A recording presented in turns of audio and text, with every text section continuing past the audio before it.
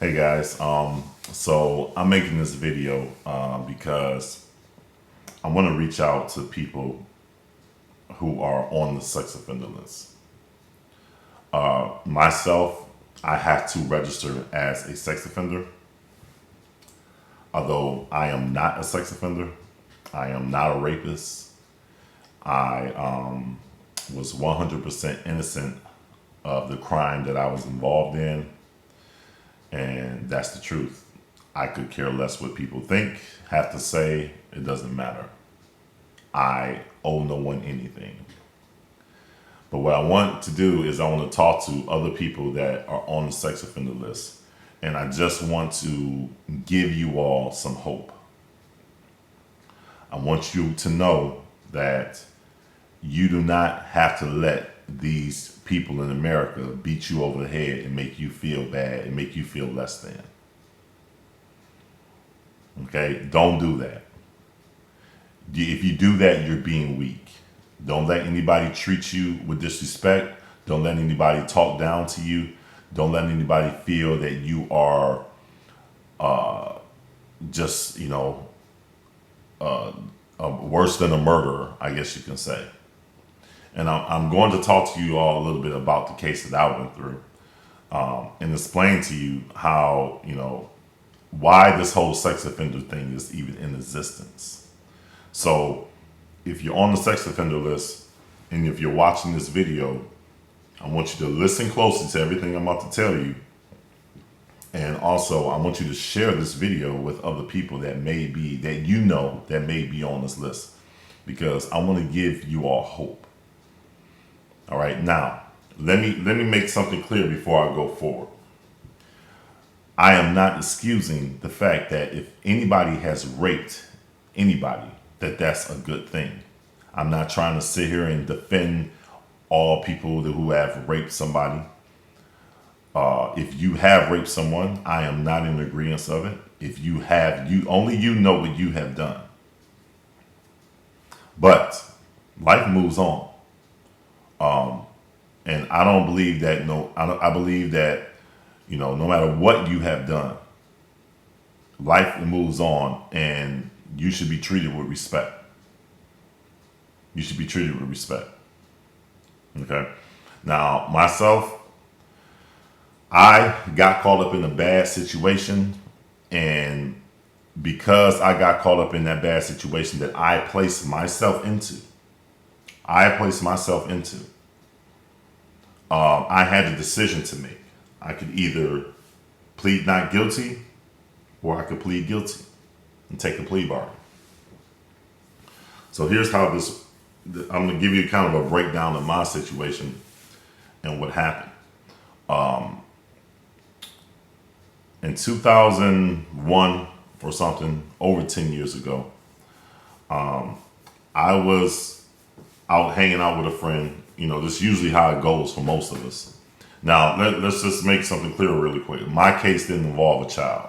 My case was actually with a crazy ass woman that was older than me. She was in her 30s. I was in my 20s. I went out with a friend of mine, sat down at a bar. He brought some chicks over that he just happened to start up a conversation with. We all sat down and was having some drinks. I was shooting pool, etc. The chicks left early. The bar closed at 2. The chicks left early.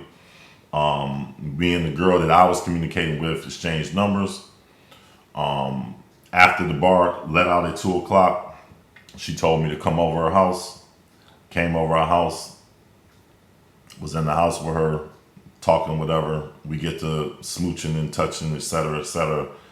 Out of nowhere, this chick just starts crying and throws out at me that you're just over here to have sex with me. And those aren't the words she used, but I'm just gonna say those words. You're just over here to have sex with me. Right then and there, I should have thought with this head, but I was thinking with the head down there. And I said, no, no, I'm not over here just to have sex with you, even though I just met you a few hours ago and you invited me to your house at 2:30 in the morning. No, I'm over here because I like you. So so anyway, I sat there. I should have bought with this head and just left, but it was late. I had a couple beers, and actually the bar that we were at was up at a college town, and it was like 40 minutes away, 30 minutes away from the house. So I was just hoping to just be able to knock her off that night and then just go to sleep and then wake up the next day and leave. You know, the normal thing when women invite their, strangers over to their house at 2 or 3 o'clock in the morning that they meet in bars. It happens every day. People are grown, they have sex, they drink, they want to have fun. It's kind of typical. Well, after saying that, I kind of just sat there and, condone her and just saying, no, it's not like that. We don't have to do anything, etc. And so she changed her mind just out of nowhere. She went into a room and took her pants off and came back out. And I'm like, okay, well, what's up? And then, we started getting into it. We never actually physically had sex. Like, I never, my pants actually never had came off at one point at the time. It got to a point where I was just fingering her. I had my finger inside of her. So that's where the penetration came from in my case, because I had my finger inside of her. She gets into this thing about, us having to have a condom. I told her I didn't have any condoms. I didn't have any condoms. Would I have had sex with her without a condom? Probably I would have. Okay, so I'm just going and admitting that that's the truth. It is what it is. We get in this back and forth thing of, who's going to go get condoms. Now, keep in mind, like I said, this girl lived at a college town. It took me a minute to find her house because it was like some long, dark road. And I'm like, why don't you go get the condoms or whatever? You know where it's at. I've been drinking. I ain't really trying to go back out there. I had a $7,000 truck outside with 22-inch rims on it, and I was one of the only people in the state that had it because I was one of the first people to get it. A brand new Escalade. And so, I'm like, look, you can just go grab, where the gas station is, you go get the condoms. So anyway, long story short, now I'm up in this chick house, and I'm thinking it's just me and her there because it was quiet. I didn't know, we actually had gotten to no conversation if she had kids because, it never went there. And long story short, she says she's going to go get the condoms. She goes into a room, comes out, goes upstairs, comes down with a child, and then she goes into another room and comes back out with 4 more kids. So she has me over her house at 2:30 in the morning. She just met me. It's 5 kids in the house. I don't even know anybody's there because they were asleep. Anyway, the children range from ages. It looked like maybe, maybe 5 to 14 or something. Just kids everywhere. And so I'm like, well, what are you doing? Why are you waking all these kids up to go get condoms? And I'm like, that doesn't make no sense. Just go get them. Like, what am I going to do? I'm going to do something to you. And she's like, I'm not going to leave my kids here with a stranger. I'm like, listen, this is uncalled for. It's unnecessary, whatever. She's like, don't worry about it. I'll be right back. I'm like, okay. I just thought that was really weird, which it was. But anyway, I'm just sitting there and I'm thinking, like, what am I doing here? But I end up just going to sleep. Woke up the next morning, probably about 6, 7 o'clock in the morning, to the birds chirping. And there was nobody in the house. She wasn't there, anything. I end up leaving and I go home. The friend that I went to the bar with, that was actually his college town where he went to school. So he ended up staying up there with another girl that he had already knew previously that was not at the bar. So, and I guess she brought him back to Detroit or whatever happened. But I ended up going home, and because Detroit is where this happened. I ended up going home. I called the girl a couple times. She still didn't answer. That was it. I left it alone. It was nothing I thought of it. I just let it go. A couple weeks later, I get a piece of mail saying that I need to give them a call. I need to come see them. If they did not hear from me within 2 weeks, I will be arrested. I I called him up. Now right there is where I messed up. Here I am. I'm just young and dumb, lucky kid. Got everything. Parents are successful. Parents make really good money. I'm making good money, and we're basically a suburb family. You know, but my mind, is just in fear that, and I want to clear my name. I want to find out what's going on. So I called them up, and the guy says, "Well, a woman came in here and she said that you forced sex on her." And I'm like, "That's not possible because I didn't do that, etc." Blah blah blah. And I started thinking, and then now this is like 2 weeks later. So then it kind of hit me, where the police department was. Like, oh, this must be that girl. Oh my goodness. So I'm like panicking. He like, well, you need to come in here and talk to us. Right then and there, that's where I messed up. Now, years later, watching the first 48 multiple times, the TV show The First 48, you should always know you never, ever, ever, if you ever get charged with rape or any crime, don't you ever go into that police department to clear your name or to talk to these people. While your emotions may feel, hey, I want to get this off my chest. I don't want to have to think about this. I want to just give them what they want. This is a game. And in this dirty game that these detectives in these police departments will play, don't you ever go into no police department without an attorney. Learn from me. I learned the hard way. Okay? So I call up my friend, the same one who was there. I tell him what happened. He get in the car with me. We ride up there to the police department. And then the game starts to play. Detectives will purposely do things to try to make you admit to something or to try to get you to actually lie, which makes you even look worse. Why? Because they're recording everything you're doing. It's on video, it's on audio, everything's being recorded. I'm young. Do I know that at the time? No. Am I thinking? No. So bottom line is, he started off our conversation when he sat me down in that room and tried to place me at a scene of a club that I was never at. The trick here is to mentally get me to say no. The trick here, that's the trick. The trick is to get my mind into saying no, I wasn't there. I was not there because he's trying to say I was at a club that I wasn't at. So then he goes into mentioning the situation of the girl and, blah, blah, blah. But right then, at the time, I'm already in this no mode. So I freak out and I'm just like, look, I don't know this girl. I didn't have nothing to do with her. I did. But I'm nervous. I'm scared. Bottom line is, I should have never went up there and I should have never went into that police department without an attorney.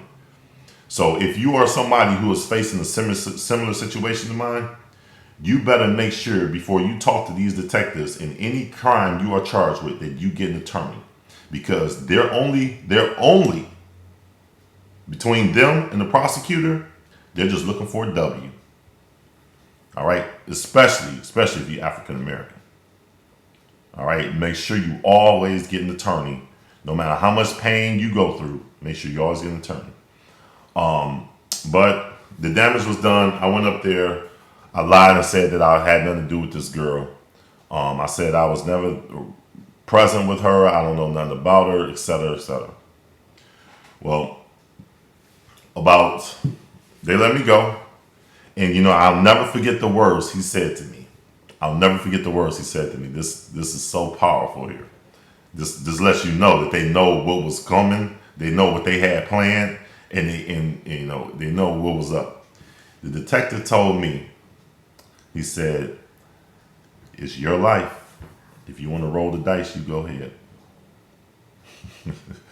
He told me it's my life, right? So, weeks later, months, I'm sorry, what am I talking about weeks later? Months later, I think a year later. How long was it? I don't know. It was somewhere between 6 months and a year later. I get pulled over, and the cop tells me that I have a warrant out for my arrest for criminal sexual conduct in the first degree. Now, let's go ahead and break this down. Criminal sexual conduct in the first degree carries life, basically 20 years. Okay? It's a felony. You have second degree, which is a felony. You have third degree, which is a felony. And you have fourth degree, which is a misdemeanor. Right? Now, in the state of Michigan, for whatever reason, third degree is actually worse of a charge than second degree. Although first degree carries life, it basically breaks down. It goes first degree, third degree, second degree, and then fourth degree. It's if you look at it as far as how much time you will get. So I was charged with first degree. The reason I was charged with first degree is because of the penetration and everything else that I was supposedly done. Okay, but mainly it's because of the penetration, not of my penis, but of my finger. So because I took my finger and I put it into a woman, I was going to face the rest of my life in prison. Okay, so bottom line is we're gonna fast forward. You have to get to what's called the preliminary exam. The preliminary exam is where the victim, the so-called victim, has to point you out as being the person that committed the crime. So if she did not show up, then the case is dropped. If she showed up, the case moves forward. Well, come to find out later, and I'm not going to get into all of that. This woman told a family member of mine that the state told her if she didn't prosecute me, that they were going to take her kids for filing a false claim. She, at one point, did not want to move forward with it. Well, of course she didn't, because I didn't rape her. She knows everything was consensual. They told her that if she did not move forward with the case, they were going to take her kids from her, and her kids were going to go into a home or whatever, and she would go to jail for filing a false rape case. Well, her not knowing me, her obviously loving her children in her own life, she wasn't about to go to jail, so she continued to move forward. At the preliminary exam, now I've hired an attorney. My attorney is a well-known attorney in the state of Michigan, one of the best. It ended up costing my family $20,000 to fight this case, and that was just being nice because our family is friends with another well-known attorney, and he asked him would he cut a deal with us to lower the price and look out for me. That attorney did, and that was still $20,000, right? So we talking $20,000 off rip, off the begin, just from the beginning of the case, $20,000. I think we had to put half down and half was due when it was over with. So then moving forward, the preliminary exam comes. A lot of questions were asked. They said, point out the guy that basically raped you. She pointed to me or whatever. Prosecutors asking all these questions to her, etc. My attorney gets up there, and one of the main things, there were a lot of things that questions my attorney asked this woman, which made her look ridiculous and stupid. But one of the main things that was said that I'll go over with you at the preliminary exam is that my attorney said that, what was the plan when he got to your house? Did you invite him over to your house? She said, yes, I did. She said, what was the plan? He said, what was the plan when he got to your house? Was it just to hang out there or what we are? She said, no, the plan was for us to go to get something to eat. So I was just supposed to come to her house, get her, and then we were supposed to go get something to eat. Well, then my attorney came back and said, okay, now, who were you at the bar with? She said, I was at the bar with a friend of mine from Detroit. And he said, okay, all right, fair enough. Well, when he showed up at your house, was your friend still there? She said, no, my friend had to go back to Detroit because, now Detroit's like 30, 40 minutes away. My friend had to go back to Detroit because she had to go get her kids. I said, okay, fair enough, right? So let's just make something clear. You claim that the only reason he came to your house was so you all can go get something to eat. But my attorney's looking through the paperwork, reading. He kicked in your door, forced his way into your home, and I'm like, what? Where is this coming from? I did what? Like, she let me in the door. I didn't even know any of this. And this is what she told him. And forced herself on you. She said, yeah, that's what he did. Okay. My attorney was like, well, if that's the truth, and if your plan was to go get something to eat at 2:30 in the morning, were there any other adults in the house? She said no. So he said, well, if you have 5 children in your home, you were about to leave your home at 2:30 in the morning to go be with a stranger you just met and go get something to eat. And not only that, you were also going to leave your children at home by themselves. And she just broke down and started crying.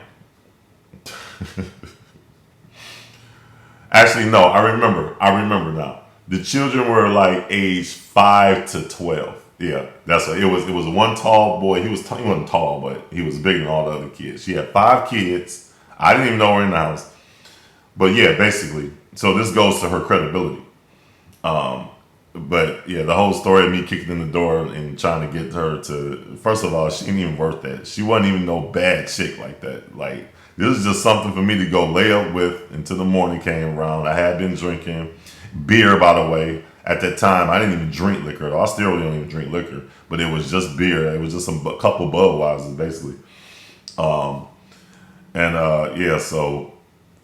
That's pretty much what happened at the preliminary exam. But moving forward, basically the case went on. The case went on for months. Crossed over a year. Went into going into 2 years. Now here's the thing about it. I'm stressed. I'm stressed out. I'm hurt every single day. Like, because I know I'm innocent. I'm not that type of guy. Furthermore, not to be arrogant, I don't need to take sex from no women. I've been like a ladies' man since high school. Okay, and she wasn't even no bad chick like that. So a couple years, coming up on a couple years, we're just going back and forth to court for this, that, and the other to get the trial set up. My attorney's like, we're going to trial. I'm like, now I'm in even more fear. So during all this time, here I am doing research on everything and stuff. And still at that time, over a decade ago, I'm just looking up on Google. You know, I'm just starting to really learn about Google or Yahoo and using search engines. And I'm just seeing all these cases of these people that have been locked in prisons for rapes and murders they never committed. So this is making me in even more fear. Another thing, a family friend of mine, a friend that I grew up with, who was basically like my best friend, his brother was an attorney, a prosecutor for the city of Detroit. His brother is a prosecutor for the city of Detroit. So I went and sat down with him and told him about my case. Told him everything that happened. He says, I believe you. But he says, I just got to be honest with you.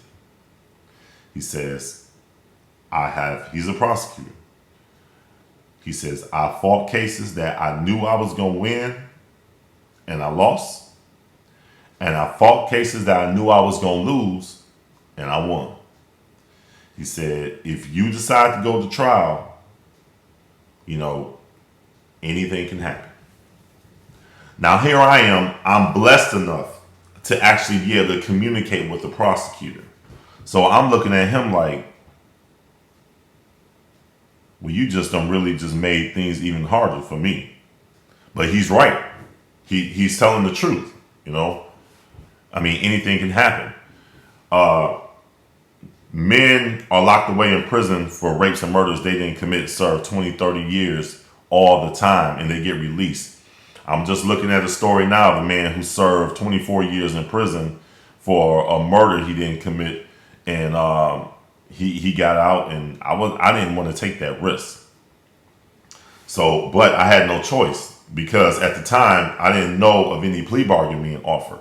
So on our last court date, the prosecutor gets up and says, you know, we're setting the date for trial, or trial is coming.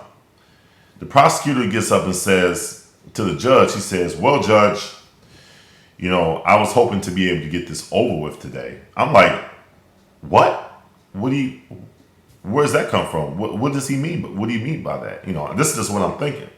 So anyway, after the case, or after that court date, I sat down with my attorney. I'm like, why did he say that? What is he talking about getting over with today?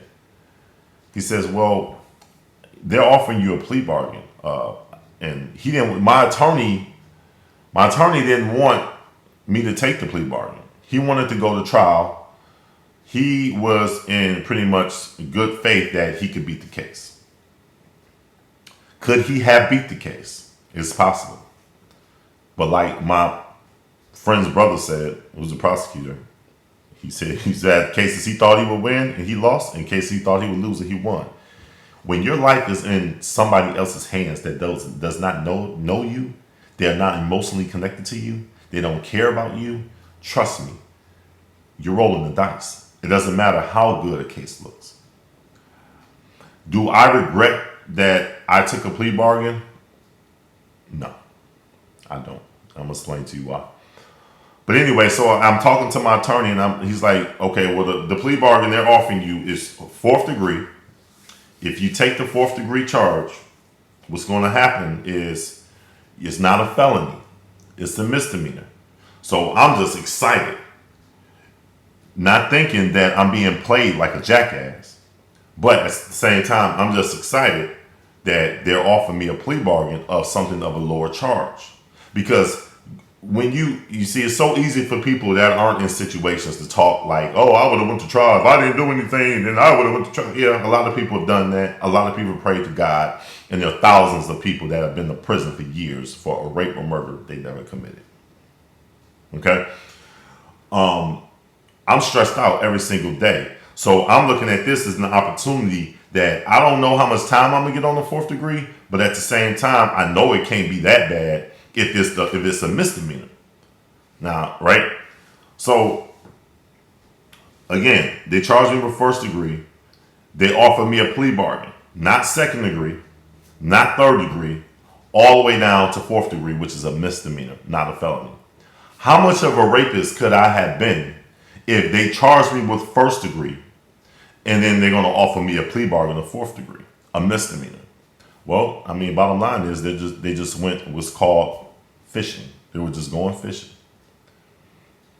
Okay? I took the bait.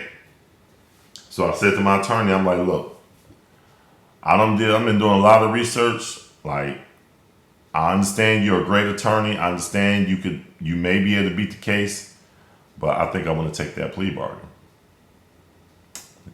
And he's like, well, are you sure? I'm like, yeah. I said, I think I want to take it. He said, well, what I'm going to do is I'm going to contact the prosecutor and I'm going to let him know that you want to take the plea bargain. What's going to happen after that is you're going to have to do what's called a probation interview. With the probation interview, what happens is they're going to mail some paperwork out to your home that you have to fill out. They want to know all your information. They want to know where you work. They want to know who you friends with. They want to know everything. They want to know all your info, your family members, etc., etc., etc.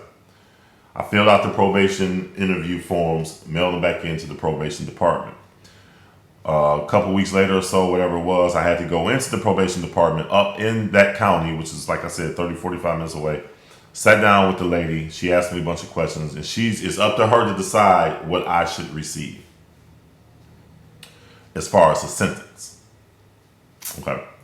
So after all of this time has passed, it's time now for my sentencing.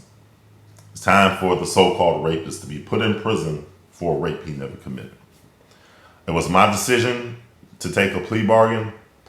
I could have went to trial, but I also could be in prison right now for something I never did. It is possible. The sentencing comes. I'm sorry, the sentencing comes. Now keep in mind, my girlfriend, I had cheated on. Okay, I was cheating on my girlfriend. She was pregnant too, which makes it even worse. But I'm just being honest. She was due to have the baby a week after my sentencing, or something like that, or a month after my sentencing. She ended up having our child 3 days after I went to jail. Now, so the women's rights people are there, the women's activists, the women's rights people are there, and the so-called victim is there and all her family. So they call my name up and they say, etc., blah, blah, blah. The women's rights people had to speak. We had to listen to them.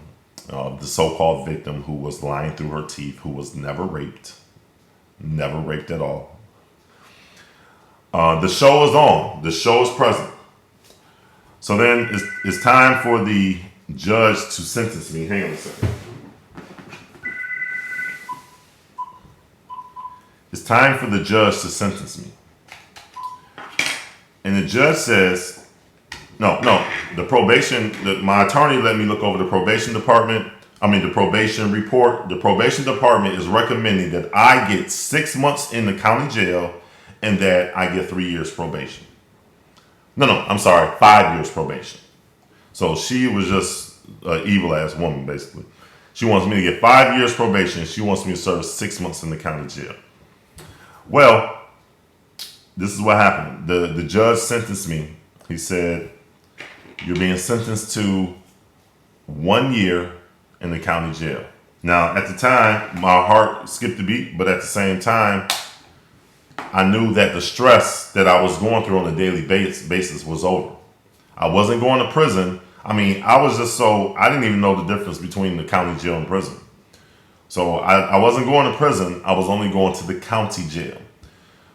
He sentenced me to 1 year in the county jail, 3 years probation, not 5 years. Well, so they took off my belt, etc. They took me back to the holding tank. So now I'm just waiting to be transported over to the county jail once all my paperwork is done. Then, even when he said 1 year, the women's rights activists and the so-called victim were, I can't believe it. He raped her. He only gets a year, etc., etc. That judge knew I ain't raped nobody. He knew I didn't rape nobody, especially since he called me back out of the holding tank and says, I'm here to re-sentence you. Now I'm thinking he about to give me more time. So now I'm about to cry. I'm sitting up there about to cry like he felt like he made a mistake. But I look over at my attorney and my attorney's smiling.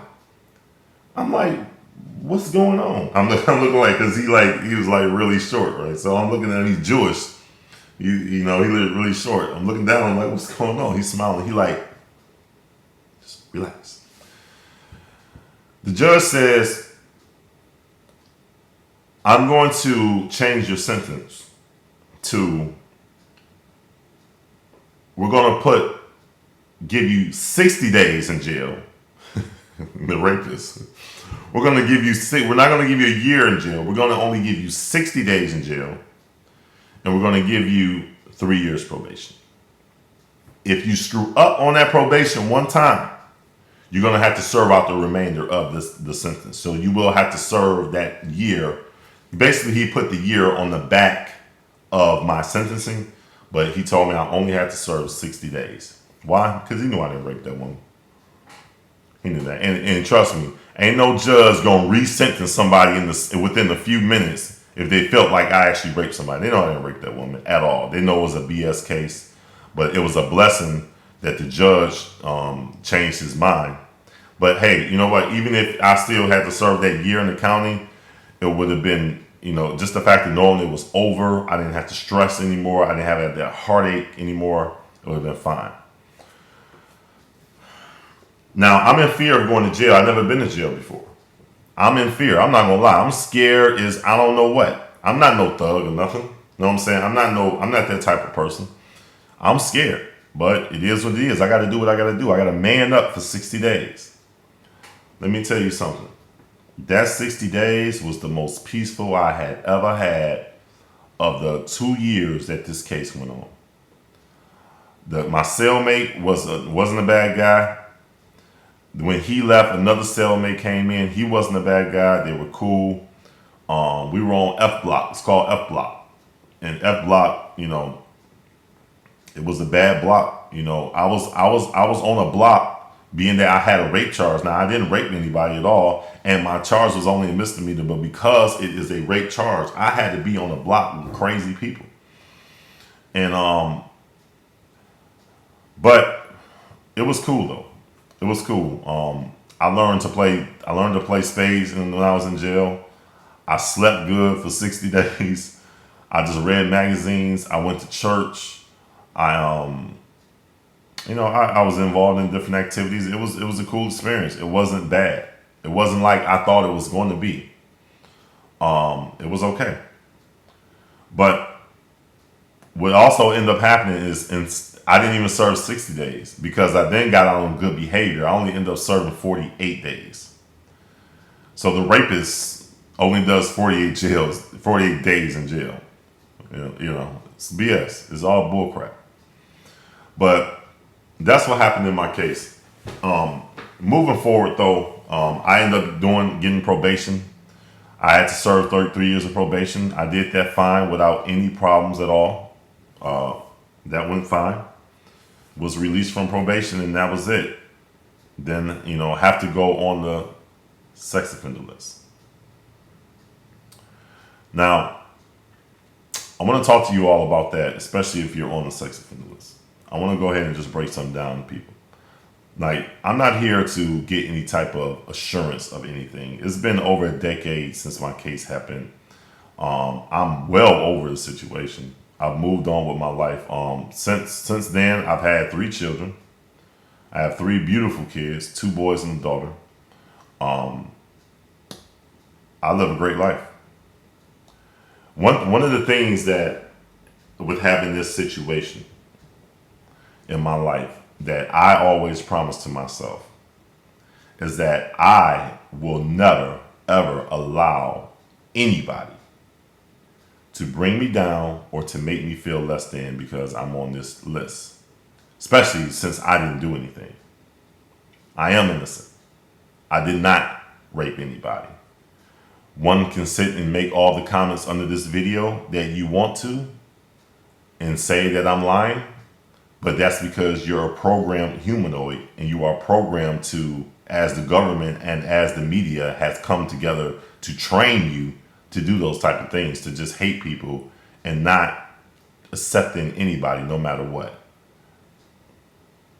So bottom line is, if you comment on this video, if you have anything negative to say, you will be blocked. And you'll never be able to access this channel again. So if you do want to view this channel, you can go ahead and keep your comments to yourself. I've made it a point in my life to never let that hold me back. Any girlfriend I've had since then, they all know about my charge. They know that I would never do anything like that. They know I don't need to do anything like that. I'm a good looking guy. You know what I'm saying? I'm not being arrogant. Women love my voice. Women love my eyes. Women love my height. I don't need to take sex from anybody. Never have and never will need to. But I live a good life. I don't live this life of the sex offender living under the bridge, the sex offender that has, always have to move all the time or can't be stable or anything, like can't get a job or anything. I don't have a job. Furthermore, I will never get a job. I don't need a job. I live a great life. I stay in a beautiful home, 6 bedrooms, 5,000 square feet, 4.5 bathrooms. I have 2 cars, one of them paid for. I'm self-employed. I work from home from my computer. I wake up and do what I want. I don't have to be on a job like most of these people that are not on the sex offender list who hate their job. I live a great life. And you know what? This was all due to the blessings that has been put on me because God know I was totally innocent of what those that tried to make me out to be. I'm not. He knows I was totally innocent. And I'm being paid back now. You know, I'm being paid back 100 times, 1,000 times, over and over and over, and will continue to be blessed because not only do I bless other people because I'm financially blessed, but at the same time, you know, I give all power to Him for being there for me and giving me the wisdom to make that decision. Because let me tell you something, there's tons of people that have prayed to God and that were innocent, and they are in prison right now for rapes and murders they never committed. And I feel so sad for them. I feel so sorry for people who have to go through that. But I want to talk to you all. If listen to me, if you're on the sex offender list, if you did the crime, you know, this messed up that you did it, but life has to go on. If you didn't do the crime, and if you are in a situation, you got caught up in a situation like you just got caught up in a bad situation, listen to me. Don't allow people to bring you down. What you should be doing is you should be like me, and you should make sure that you excel beyond what people are capable of. You see, in my position I am in life, I make more money than hundreds of millions of people in this world. I live better than hundreds of millions of people in this world. And I made it a point that I would get there just to show all those people that have something to say that no matter what you do, no matter what you say, you can't stop me. And no matter what you do or what you say, God will always take care of me. And the more people try to hurt me, the more He continues to bless me. I'm not going to sit here and tell you that I haven't went through any trials or situations with people because I have had this charge. But to be honest with you, it was only until I got successful at it in business that my charge even came about, basically out of jealousy. For years, as just being an employed person, my charge has never been a situation. I've always lived good. I come from a great family. I've always lived good. I never lived this life of the sex offender that the media tries to make it out to be, and people on the internet try to make it out to be. I've never had that life, and I'll never have that life. Okay? But if you're going through a situation where people are trying to bring you down, what you have to understand is that one of the key things you have to do to change your life and make sure you live better than they live is you have to get focused. You have to find something that you're good at, and you have to work at it, and you got to work hard at that craft. You got to work hard. So while those people are on their little 9-to-5 jobs that they hate, and they come home and then they're sleeping all night, you got to be working hard on your craft. Don't let nobody bring you down. Don't let nobody bring you down. If you do have a job, figure out how you can become better at that job. Figure out how you can become more successful at that job. If you want to start your own business, start your own business. But what you got to do is you got to work on overdrive to make those people out to be less than you that have tried to make you less than them. You can do it. You can do it. Listen, at the time that I got successful in business, I had, after my charge, I had jobs, I had people look out for me. I was good. But the thing about me is I've never been the job type of person. I've never been one that wanted to work a job. I've always had an entrepreneurial spirit. But right before I got successful, I became a 6-figure earner from home. I was broke. My woman was there for me. But my time came. My time came because I always kept looking for what it is I could become successful at. And if I had given up on life, then I wouldn't be where I'm at today. Okay, so don't let anybody bring you down. Don't let anybody feel like you can't make it in life, tell you can't make it. And it wasn't until I got successful in business that's when all these people started coming out talking bad about me, making videos about me, throwing salt on my name, trying to you basically just out of jealousy and hate, just trying to use my charge to take my income down. But they can't stop me. They've been trying to do it for 2 years, and they only embarrass themselves because I continue. Actually, in the company that I work for, I am the number one salesperson in the company. In 2013, I outsold over 80,000 people that were recruited. I am the number one salesperson for that company. Does the company know about my charge? Of course they know about my charge. Especially after 2 years of having people just constantly talk about me, about the charge. But it doesn't matter because the company is not, they care about business and they care about earning money and they care about hardworking people, and that's what I am. Okay? So, but one more thing. As far as this whole sex offender list, and this is what I want to say to the public. I think it's really sad and pathetic that you all let the U.S. government and the media control your minds the way you do. Let me ask you a question. Before this whole sex offender list came about, what were you doing? What were you doing about people that so-called rape someone? If someone's been, I'm not saying people don't get raped. People get raped every day, I'm sure.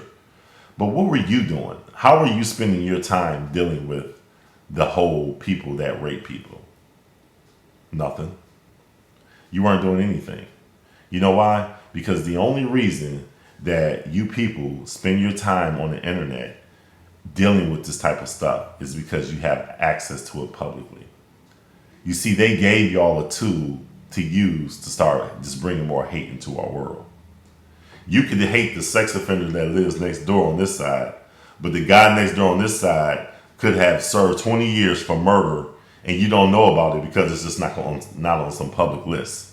And you don't care about it. You probably talk to him every day. He probably treats you nice. He's probably a nice guy. And you don't know that he raped 3 people in 1976. And he's just out right now. He done served his time. He done served 20-something years. And now he out. And you just think he's just this wonderful guy. You're brainwashed. You're clearly just brainwashed. You all allow the media to stir your minds up because you're addicted to looking at TV and TV news instead of focusing on yourself and how you can improve your own life financially. You're so addicted to looking at media and entertainment. You use that to go on the internet and to comment with people, to talk about people, to make videos about people. And for what? At the end of the day, it doesn't change anything. If they never gave you the sex offender list, you would never be using the word sex offender. My point is that you humanoids are basically, when I say humanoids, I mean programmed robots that are told what to do and you do it and you're programmed. They program you what to think. They program you how to talk. They program you how to act. You got to stop allowing the government to try to get into your mind and tear your soul apart where you have so much hate and you don't even know somebody's situation. You weren't there. The only people that know about a situation are the people that were there. The people that were there. So they gave y'all this list, years ago. But see, this is why I'm on the list. I mean, yes, it was my decision to go ahead and take a plea. But the reality is what they did to me, they did to thousands and thousands of people. Why? Because they had to build the list. They had to build the list. The list was assembled because they put a bunch of people in fear that they were going to go to prison for their life, and they gave them a small cop-out. So they went fishing, and they got a bunch of people to take the plea. Some people didn't take the plea, and they're in prison. But a lot of people did. That's how they built the list up. Were there people that have raped people? I'm quite sure there were. But the reality is the list is not right. It's not fair. Is there a list for people who murder people? Why isn't there a list for that? Why don't you care that there's not a list for that? How about a list for the guy that was driving drunk and hit somebody's kid by mistake, and he's a drunk driver, and then he went to prison, served time, and now he's back out on the road and he's still drinking and driving. Is there a list for those people? No. You see, they chose to focus on this one list so they can build it and they can make America hate a certain group of people. That's the truth. And that's all it's about. That's all it's about. It's all about keeping the public in fear of something that in reality is never going to happen again. People on the sex offender list are less likely to reoffend than drunk drivers, than murderers, than thieves, than anybody, than any other charge. Are there people that reoffend? Yes, they are.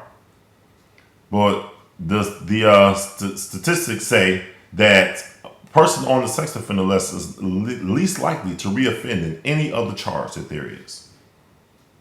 A drunk driver who hits somebody or gets in an accident or is just drinking and driving is more likely to reoffend that charge on a daily basis. Hell, many of you are great people that may be watching this. There's many great people out there. There are many business people out there that go have drinks after work and then they get in their car and drive. And then the next day they may meet up with some people for lunch and they drink. But nobody says anything about that because they didn't get caught, huh?